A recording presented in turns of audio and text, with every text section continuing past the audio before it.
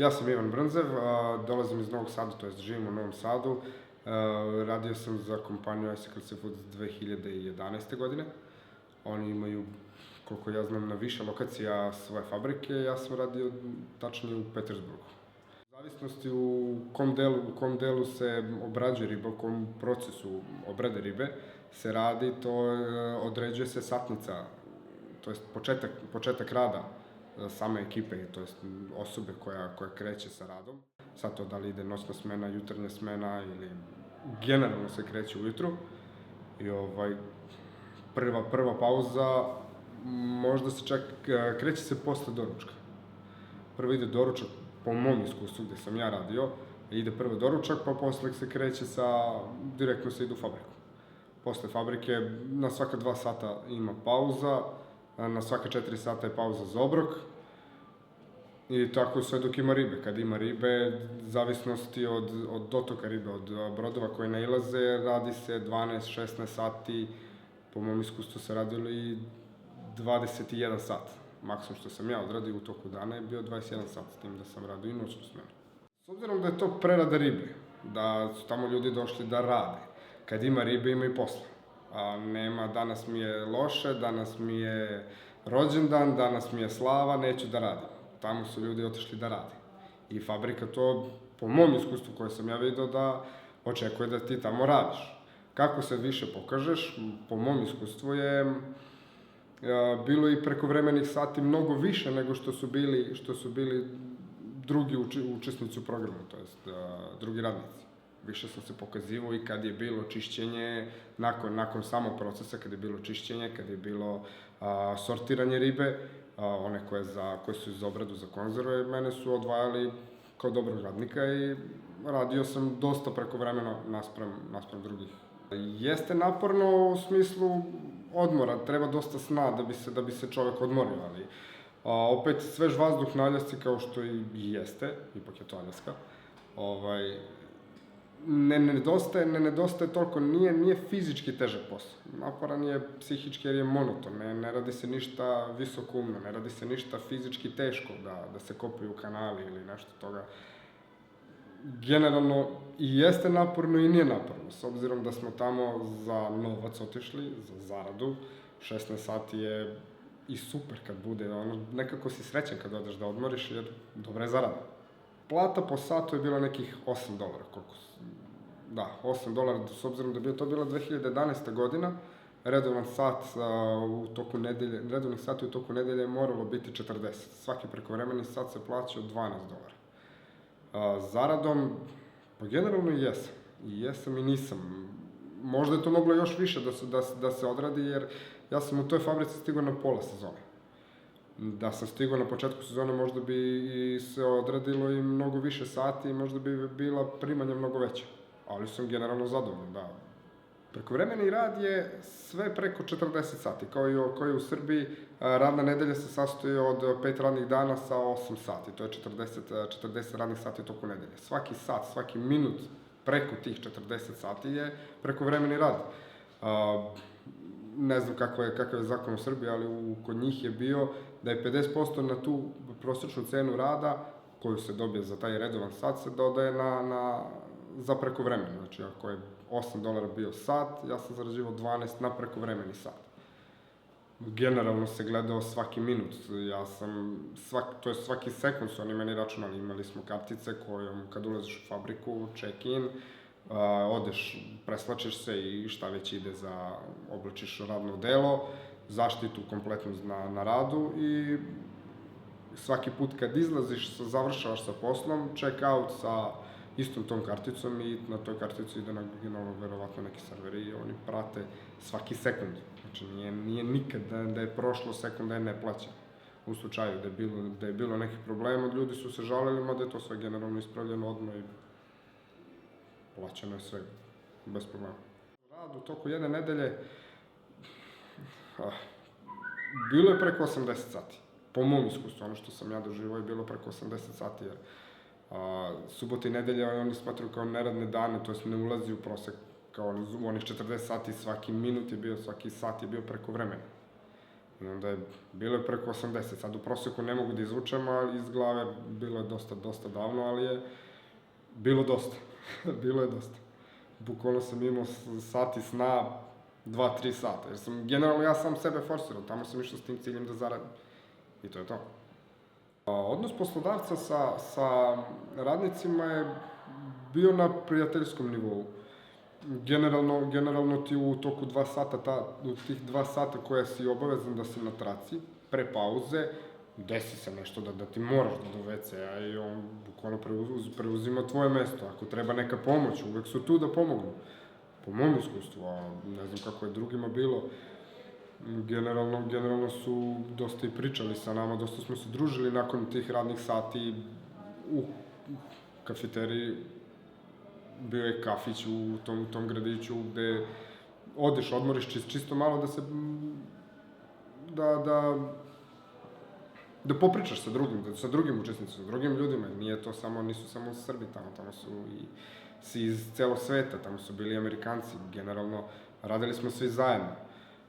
Plata među svima nama je bila ista. Posle tih 2 sata, posle te pauze ima još 2 sata rada i onda ide 45 minuta pauza za obrok. Da li to ručak, večera, doručak, totalno nebitno. To nije bilo plaćeno s tim da ideš na obrok. 45 minuta, posle ti 45 minuta si obavezan opet 2 sata, pa 15 minuta pauze, pa opet 2 sata i opet 45 minuta za obrok. Generalno je to dosta dobro raspoređeno da se ljudi ne bi umorili. Smeštaj je bio velika soba od nekih 30-40 kvadrata, nas, ako se ne varam, 9. Iz svih delova sveta su bili u fabrici, i Turci, i Rusi, i Amerikanci, i Španci, i Meksikanci. Bilo je super.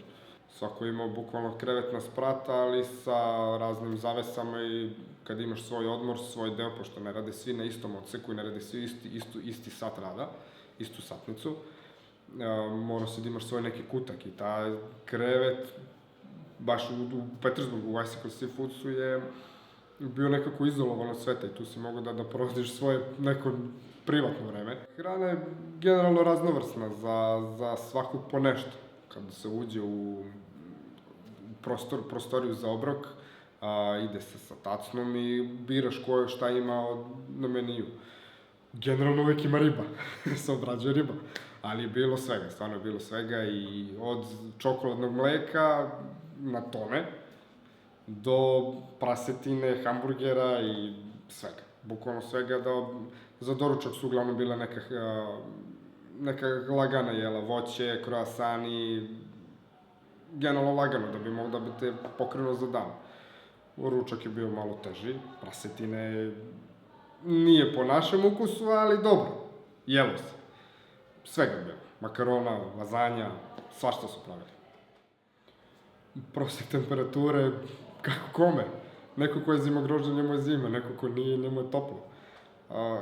U samoj fabrici, tokom samog rada je malo hladnije zato što se radi pod mokrim uslovima, konstantno voda, jer vodom se čisti riba. Tamo je malo hladnjikavo, pa sam ja babino vunene čarape, vunen prsluk, a van toga, običan duks, normalno, kad je lepo vreme, kad je sunčano, a po mom nekom proseku, po mom razmišljanju je bilo nekih 10 stepeni. Proces obrade ribe, pa kad dostignu brodovi, kad je baš jek sezone, stiže dosta brodova. Prvo ide proces sortiranja ribe. Pošto ima više vrsta lososa, odvajaju se lososi.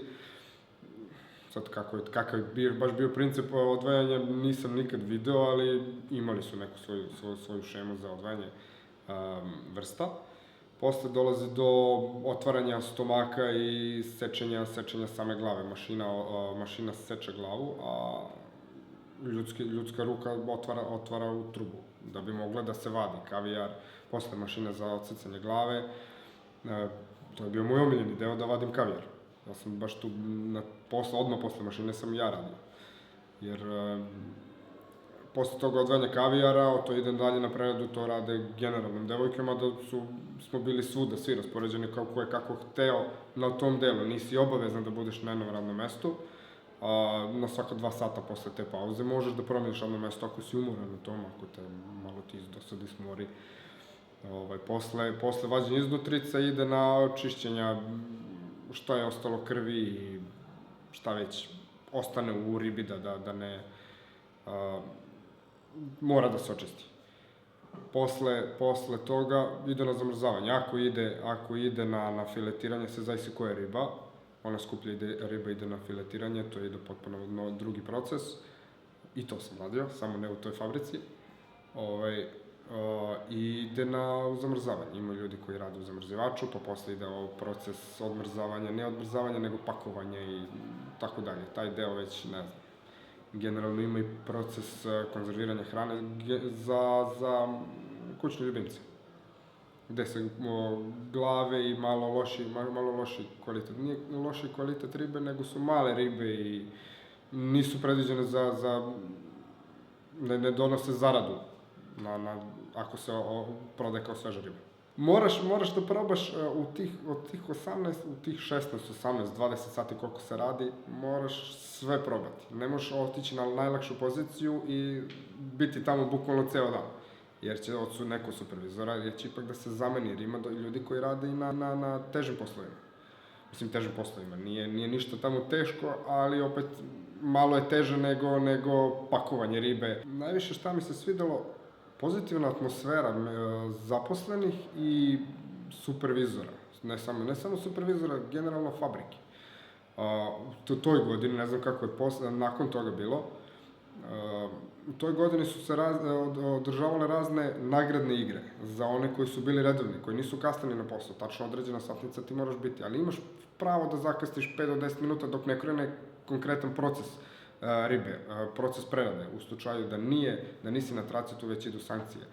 Ali jednom nedeljno se izdvajala lista ko je bio redovan i na toj listi su se izvlačili nagradni dobitnici ja sam Kindle dobio i DVD player, portabilni. Kad nije bilo posla, oni su napravili neke izlete, neka druženja, čisto da bude interakcija među svim radnicima, da bude pozitivna atmosfera, jer ti dalje sutra moraš otići da radiš, da ne bi posle rekao zašto moram da radim, a nisam kući sa svojima, eto, došao sam na Aljasku, Bogu iza Tregera i održavali su pozitivnu atmosferu, generalno. Po završetku programa, ja sam imao nekih mesec dana, ali nisam želeo. Ja sam svoje odradio, obišao New York nekih 2-3 dana, Seattle, dan, 2. Moji prijatelji su otišli u Las Vegas, mislim da su to mi sve pare potrošili. Las Vegas je Las Vegas. Mada ima se vremena, mesec dana je sasvim dovoljno da se obiđe sve, ali ako ste tamo za zaradu, obilazak je samo nešto ono što, ajde, usput. Po završetku samog procesa u Petersburgu, samog grada, pošto kompanija refundira novac, mi smo za taj novac refundirane karte uzeli krstarenje. To jest, od tog mesta je bio brod koji je išao do Sijetla. Da ne bi išli avionom za sat i po, mi smo odradili to 3,5 dana krstarenjem. Nas 5 prijatelja i seli u brod i za tih $320, mislim da je bilo, kompanija je platila krstarenje. Posle u Sijetlu smo bili par dana i oni su otišli za Las Vegas, ja za New York i posle kući. Sam dolazak na Aljasku, prva stvar koju smo morali da uradimo je otvaranje računa u banci i apliciranje za socijalni broj, to je Social Security number, koji u Srbiji mi moramo imati matični broj, oni imaju Social Security number na osnovu čega znaju ko je ko. Taj proces samog apliciranja trajao možda nekih 15 minuta, da kažem, ali se broj čekao nekih 2 nedelje koji je stigao naknadno na adresu fabrike na moje ime i o njihovom trošku, tako da to nije ništa bilo komplikovano. Taj broj se mora imati, jer na osnovu čega oni da zaposle neku osobu ako nema, isto kao u Srbiji, nemaš matični broj, kako da izvadiš neki dokument, bilo koji dokument, bilo šta da radiš ako nemaš neku identifikaciju. Mi smo završili socijalni broj u roku od pola dana, dan smo već krenuli na put za fabriku, oni su imali su taj papir, ili sad tačno ne sjećam kako je procedura bilo, ali radili smo bez problema. Stiglo je na adresu, mi smo predali, oni su napravili kopiju tog broja i to je to. To što su meni ukrali u Srbiji, taj socijalni broj, to nema veze. iz auta. Ode. Sjećam, zvaničan završetak sezone bio nekih 1. septembar. Kad su oni rekli, tad je završetak, niste obavezni da idete, a niste ni obavezni da ostanete. Tako da, ali do tada je bio, do tog 1. septembra je bio obavezan ostanak i obavezan rad. Jer oni su plaćali put do samog Petersburga i povratnu kartu. I onda i sve te beneficije, da bi oni povraćaj novca od hrane, smeštaja, da bi se to odradio, ti moraš uspešno izvršiti taj njihov program. Aljaska je sama po sebi potpuno nezavisna, ne država, nego nezavisan svet, priroda, prelepo, mislim, Aljaska treba je proživeti. Sad sam već i u porodičnom čovek, tako da i od posla i od porodice, rado bi se vratio naravno, potpuno nezaboravno iskustvo, novo iskustvo, puno novih poznanstva, novih ljudi, para, svega je bilo.